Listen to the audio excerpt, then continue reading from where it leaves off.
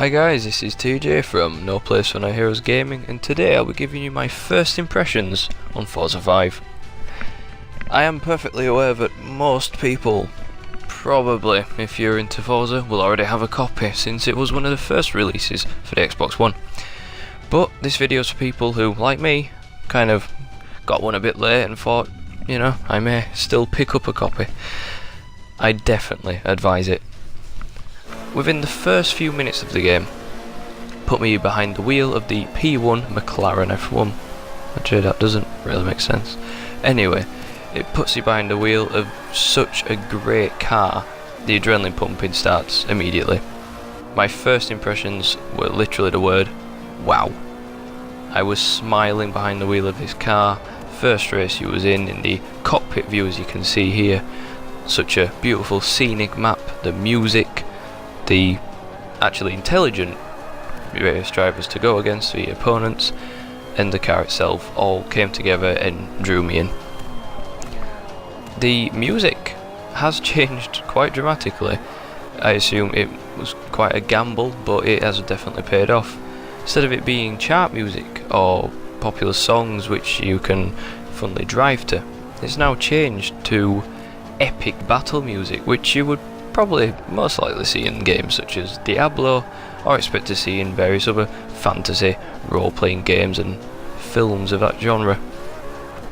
This is not disappointing whatsoever and fits in quite nicely with a lot of the features in the game. Here I am just still on a different mode. I believe this was Rivals mode I was on, which is a feature they've kept from Forza 4, which I'm very glad of. It pits you against opponents from around the world, people from your friends list, gives you various challenges, and is very fun to do. And since I'm up at about 3 o'clock this morning, and I was last night doing this, you can definitely see the addictive side of it. Various other features have been kept from various other Forza games, whilst others have been taken away. The auction house is no longer in the game, which has disappointed quite a few users. On the other hand, it makes people be very careful into what car they purchase next, as you will no longer be gifted one when you level up.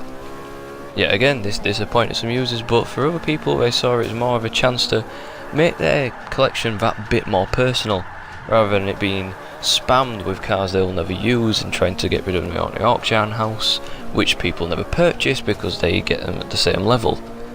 People now will have to purchase their car and upgrade it with the money earned by levelling up. Here is a map which had me pretty much in stitches in the first few minutes, where it is on the Top Gear test track, and it's a London themed. Bins, cut out buses, everything you can think of was scattered on this map, which made it very fun to try and manoeuvre around when the car in front had knocked them into your path.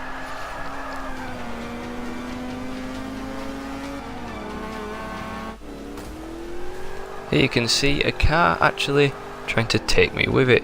This is because the drivatar system, which they're now using, makes cars actually a copy of people from around the world rather than just a basic AI, giving them all a very unique personality, and some more challenging than others to get past or even keep from overtaking you.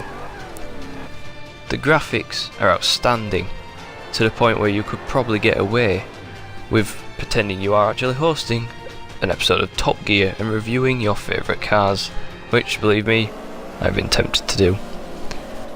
The online mode doesn't necessarily feel always all that different due to the fact that the drivatar system now makes all cars very more realistic. But here you can see a clip where the chaos is definitely unique on the multiplayer mode, because you can't use the rewind. People try and be careful, but sometimes you will cock up. The damage, very realistic, even though you can still have it set to cosmetic, which is good. And once you've done all that, kick back and rev up your car in Vista mode, which can be done with any car. And here you go, I'm going to leave you a clip now with my souped up Herbie, and the blue dots on the map, yes, they are Le Mans cars. Herbie wins them all. Hope you've enjoyed it, guys. I know I have. Later on, probably do another review to show you the customizing of your cars. Hope you enjoy.